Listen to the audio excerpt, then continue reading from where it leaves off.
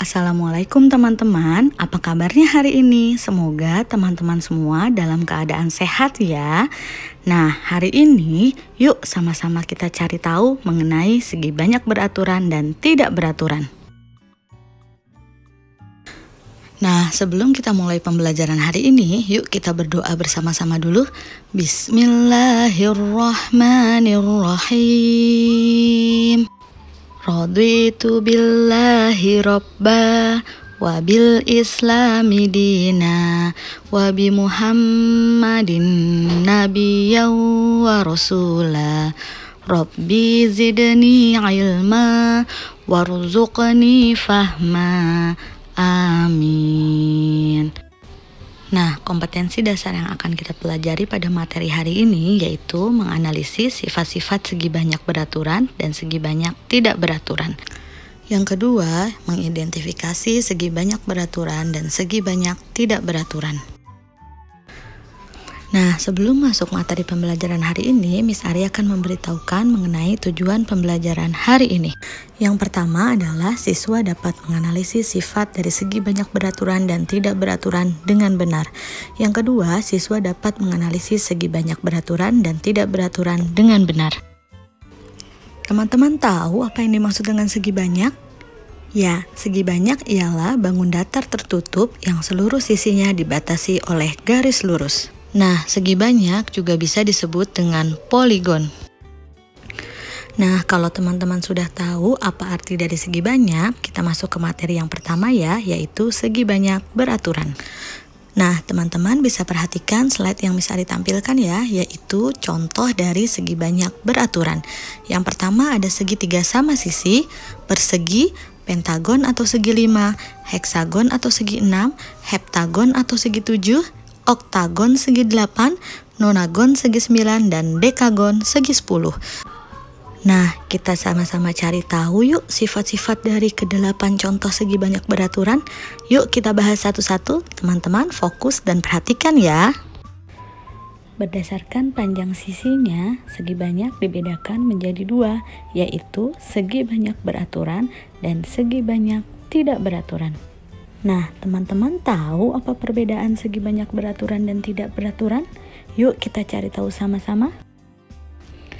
Nah, kita masuk ke dalam materi yang pertama ya teman-teman, yaitu segi banyak beraturan. Apa sih ciri-ciri dari segi banyak beraturan? Ya, yang pertama, segi banyak beraturan semua sisinya sama panjang. Yang kedua, semua sudutnya sama besar. Nah, teman-teman mau tahu apa saja yang termasuk dalam segi banyak beraturan? Perhatikan penjelasan Miss Ari berikutnya ya. Nah, berikut ini adalah contoh-contoh dari segi banyak beraturan. Kenapa sih ke-8 contoh ini masuk ke dalam segi banyak beraturan? Yuk kita bahas satu persatu. Nah, yang pertama adalah segitiga sama sisi.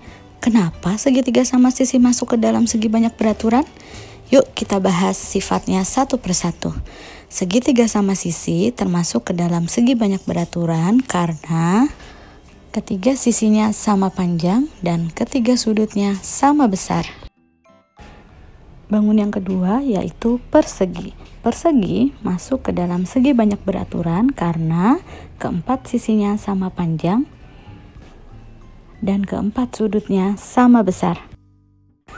Yang ketiga adalah segi 5 beraturan atau disebut juga dengan pentagon.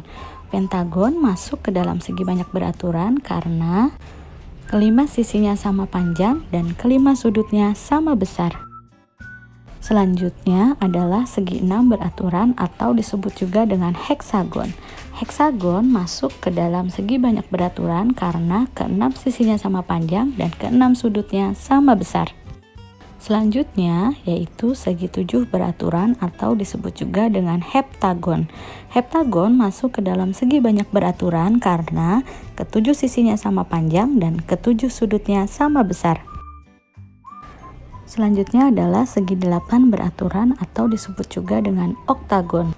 Oktagon masuk ke dalam segi banyak beraturan karena ke-8 sisinya sama panjang dan ke-8 sudutnya sama besar.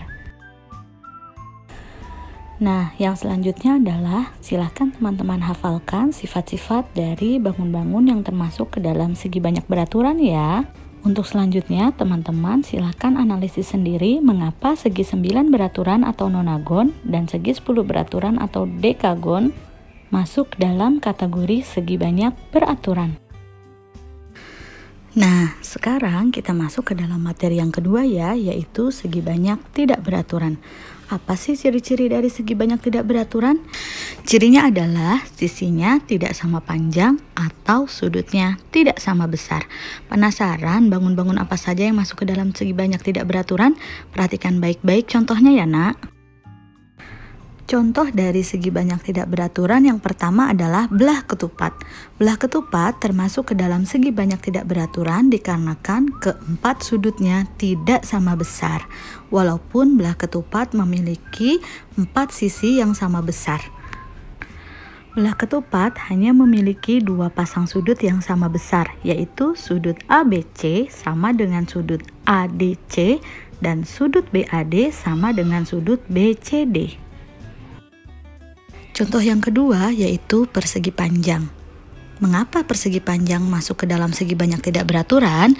Hal ini dikarenakan persegi panjang keempat sisinya tidak sama panjang, walaupun memiliki 4 sudut yang sama besar.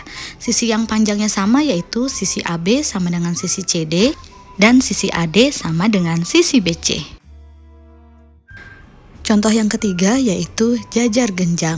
Nah, jajar genjang masuk ke dalam segi banyak tidak beraturan karena keempat sisinya tidak sama panjang dan keempat sudutnya tidak sama besar.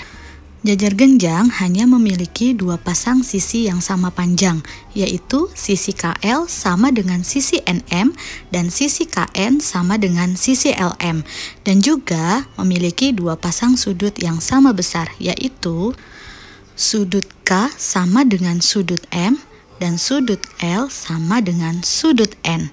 Nah, teman-teman perhatikan gambarnya baik-baik ya.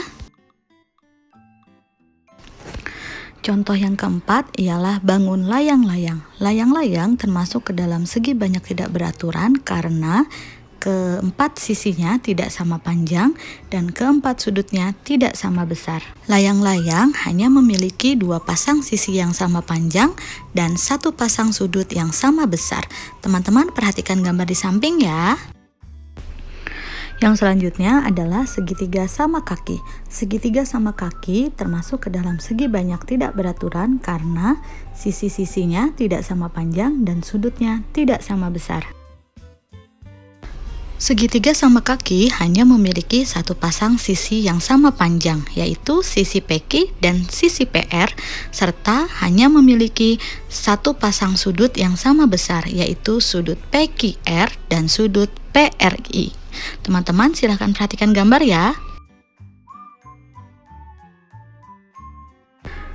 Selanjutnya adalah segitiga siku-siku. Segitiga siku-siku masuk ke dalam segi banyak tidak beraturan karena sisinya tidak sama panjang dan sudutnya tidak sama besar. Teman-teman perhatikan gambar di samping ya, agar teman-teman lebih paham mengapa segitiga siku-siku termasuk ke dalam segi banyak tidak beraturan. Nah, sekarang teman-teman sudah tahu kan contoh-contoh dari segi banyak tidak beraturan. Sebenarnya masih banyak lagi contohnya benda-benda atau bangun-bangun yang termasuk ke dalam segi banyak tidak beraturan. Nah, teman-teman bisa mencari contoh-contoh lain dari segi banyak tidak beraturan dari sumber-sumber belajar yang teman-teman punya di rumah.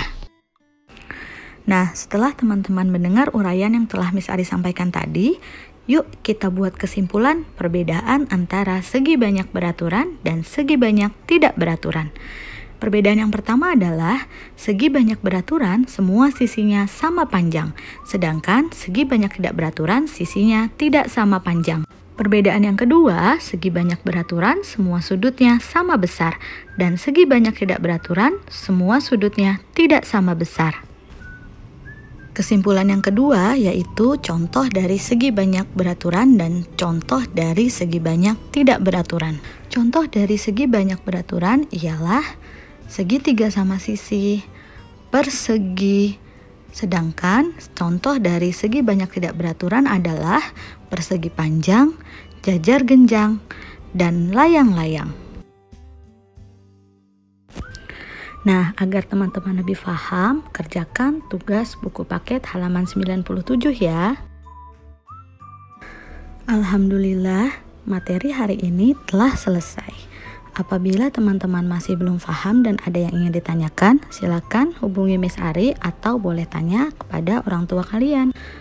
Selamat belajar dan tetap semangat belajar walaupun belajarnya masih di rumah ya. Yuk sama-sama kita doakan supaya kita bisa segera kembali belajar di sekolah.